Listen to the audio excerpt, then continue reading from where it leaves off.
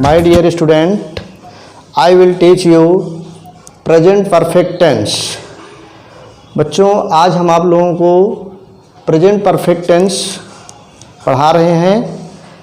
इसके पहले हम आपसे निवेदन करेंगे कि हमारे इस चैनल को सब्सक्राइब और लाइक ज़रूर कर दीजिए।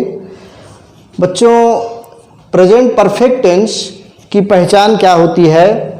जिस वाक्य के अंत में चुका है, चुकी है, चुके हैं, चुका हूँ, आया है, खाया है, लिया है, दिया है तथा खरीदा है आदि, इस तरह से यदि वाक्य के अंत में मिले तो समझ लीजिए कि मेरा प्रेजेंट परफेक्ट टेंस है।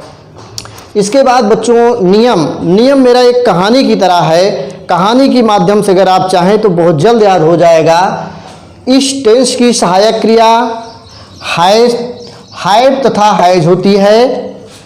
एक वचनकर्ता के साथ हैज का प्रयोग और बहुवचनकर्ता के साथ हैव का प्रयोग करते हैं। और मुख्य क्रिया का हमेशा थर्ड फॉर्म लिखते हैं। थर्ड फॉर्म लिखने के बाद लिख देते हैं। इसके बाद हमारा सिंपल सेंटेंस होता है। सिंपल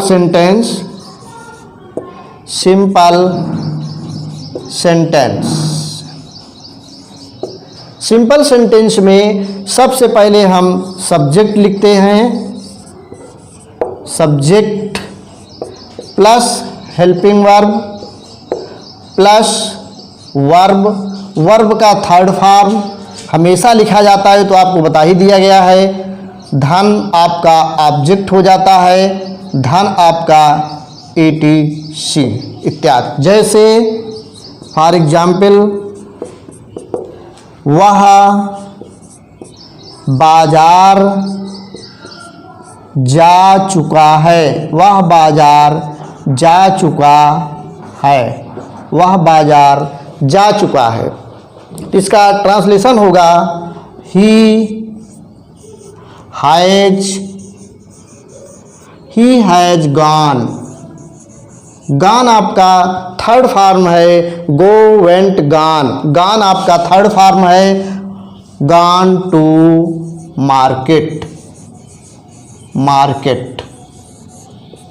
ये हुआ। ये आपका प्रेजेंट परफेक्ट टेंस का सिंपल सेंटेंस है। इसके बाद आपका आएगा negative sentence. Negative sentence NEGATIVE negative sentence. Negative sentence में सबसे पहले सब्जेक्ट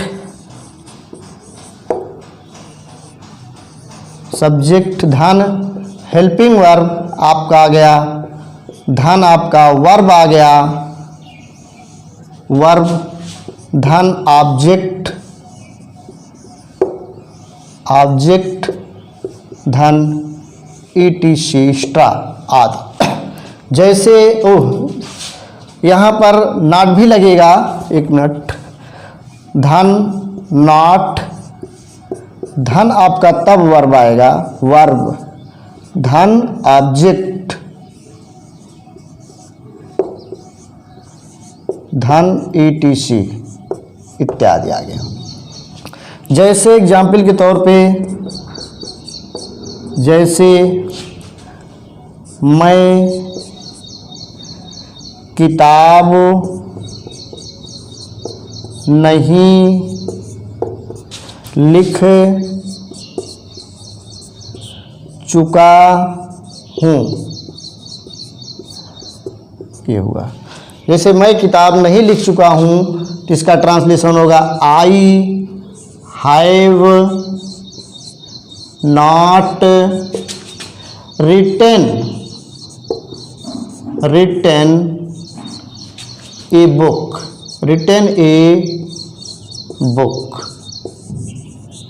ये हुआ। इसके बाद आपका आ जाए इंट्रोगेटिव सेंटेंस। इंट्रोगेटिव सेंटेंस जैसे कि आप लोग जानते हैं कि दो तरह के होते हैं। इंट्रोगेटिव सेंटेंस दो तरह के होते हैं। पहला लिखना है इंट्रोगेटिव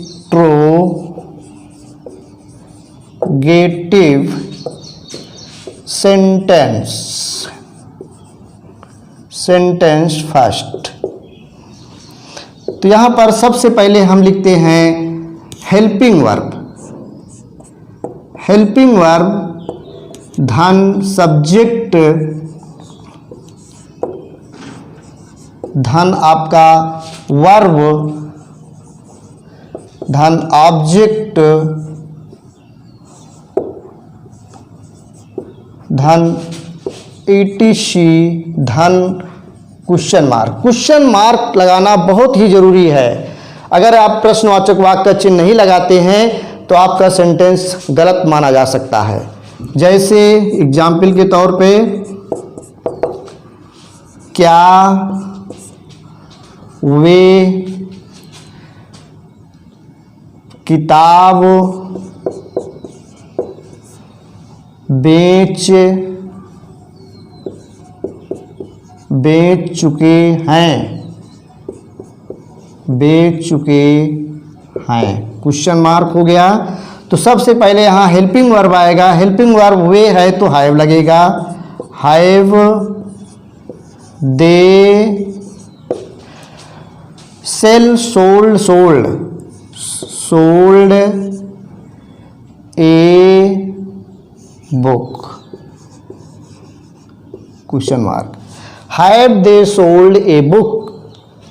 इसके बाद इंट्रोगेटिव सेकंड आ जाएगा। इंट्रोगेटिव सेंटेंस सेकंड आ गया। इसका सूत्र होता है सबसे पहले question word plus helping verb plus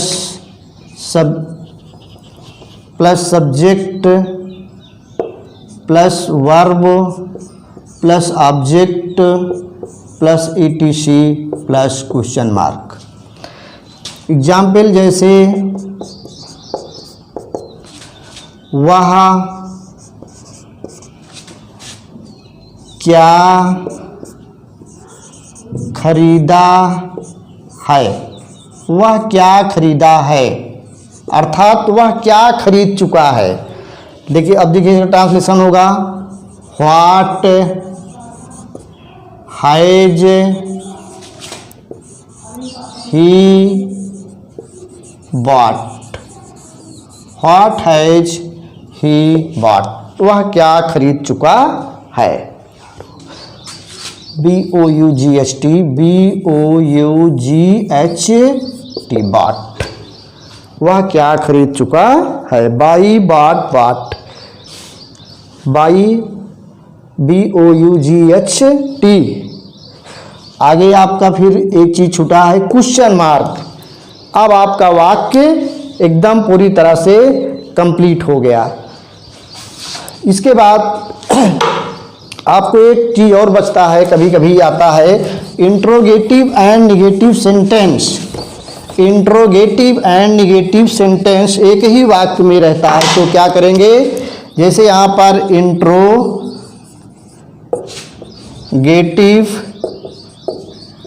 and negative sentence यदि दोनों उसी में रहे तो आपको घबराने की जरूरत नहीं है।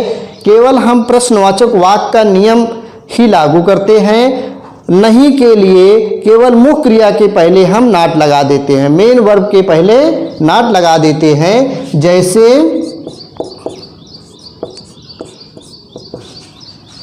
क्या तुम गांव नहीं जा चुके हो। ये क्वेश्चन मार्क। क्या तुम गांव नहीं जा चुके हो। तो ऐसी दशा में हम केवल प्रश्नवाचक वाक्य का नियम लागू करते हैं और ये प्रथम प्रकार का प्रश्नवाचक वाक्य है, क्योंकि इसमें क्या शुरू में लगा हुआ है, तो हैव यू, अब नॉट लगा दीजिए, have you not gone to village, to village question mark. इस तरह से भी वाक्य आते हैं, कंफ्यूजन होने की, जो कंफ्यूज में आपको नहीं रहना है। इस तरह से आप लोग इसका एक सूत्र एक याद कर लीजिए, सूत्र से आप लोग जल्दी कर लेंगे। इसी के साथ अगला पीरियड हम लेंगे।